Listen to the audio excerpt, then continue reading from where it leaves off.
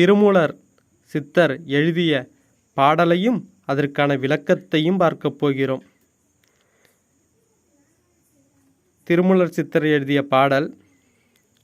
சிவசிவ என்கிலர் தீவினை யாளார், சிவசிவ என்றிட தீவினை மாளும், சிவசிவ என்றிட தேவரும் ஆவார், சிவசிவ என்ன சிவகதி தானே அப்படின்னு சொல்கிறாரு.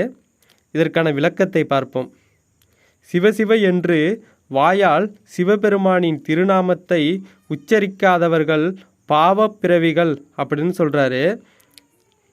அடுத்தபடியாக தம் வாயால் சிவசிவ என்று சிவபெருமானின் திருநாமத்தை உச்சரிப்பவர்கள் அவர்கள் செய்த பாவங்கள் விலகும் அப்படின்னு சொல்கிறாரு.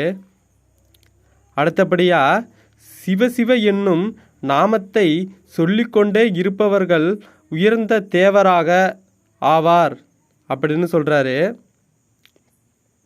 அடுத்தபடியாக சிவபெருமானையே இறுதி வரை மனதால் நினைத்து தியானம் செய்பவர்கள் சிவபெருமானின் திருவடி நிழலை அடைவார் அப்படின்னு இப்பாடலில் சொல்லியிருக்காங்க. அப்போ இந்த பாடல்லேருந்து நமக்கு என்ன தெரியுதுன்னு பார்த்தோம்னா,